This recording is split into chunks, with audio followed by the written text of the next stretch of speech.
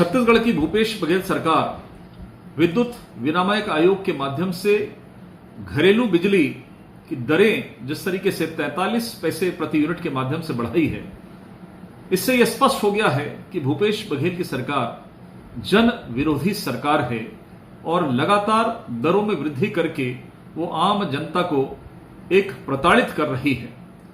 वैसे भी भूपेश बघेल की सरकार में विद्युत विनियामक आयोग के माध्यम से आज देश के इंडेक्स में बिजली के मामले में 3 सबसे बदतर राज्यों में छत्तीसगढ़ का नाम शामिल हो गया है। आज लगभग CSPDCL 6000 करोड़ के घाटे में, जो कैग की रिपोर्ट में सामने आया है।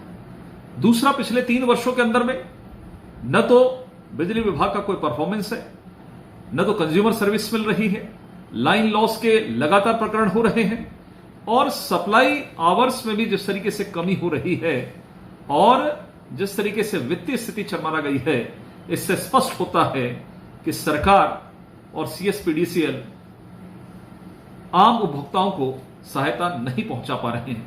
एक और वर्ष 2018 जब भूपेश बघेल की सरकार बनी, उसके पूर्व लगभग 550 करोड़ रुपए की छूट डॉक्टर रमन सिंह की सरकार ने दिया था, लेकिन ये कहते हैं कि हम बिजली की दर कम करेंगे, लेकिन आज उपभोक्ताओं पर 43 पैसे प्रति यूनिट की दर जिस तरीके से बढ़ाया गया है, अपने वित्तीय बोझ को कम करने का प्रयास कर रहे हैं। मुझे लगता है एक जन विरोधी सरकार की यही पहचान है। छत्तीसगढ़ में कांग्रेस की सरकार बनने के बाद 2 बार दरें कम हुई और सिर्फ 1 बार बढ़ी है। कम होने वाली दरें और ज्यादा होने वाली दरों को देखें तो 3 साल में कुल बिजली दर में वृद्धि 3.3% है, अर्थात प्रति वर्ष 1.1%। इसे रमन सिंह सरकार के कार्यकाल से देखें तो रमन सिंह सरकार तो लगातार बिजली महंगी करती थी। 2004-05 में बिजली 3 रुपए 27 पैसे प्रति यूनिट थी, जिसे 18-19 में 6 रुपए 20 पैसे किया रमन सिंह सरकार ने। 90% की वृद्धि हुई। 15 वर्ष में 9 बार बिजली दरें बढ़ाई गई। औसत वृद्धि रमन सिंह सरकार में हर वर्ष 6% होती थी। छत्तीसगढ़ सरकार ने न्यूनतम वृद्धि की है और ये भी वृद्धि केंद्र सरकार के द्वारा पेट्रोल डीजल की कीमतें महंगी करने और परिवहन लागत बढ़ने के कारण हुई है। 27 महीने में छत्तीसगढ़ सरकार ने 39.63 लाख उपभोक्ताओं को 1822 करोड़ रुपए की छूट बिजली बिल हाफ करके की है।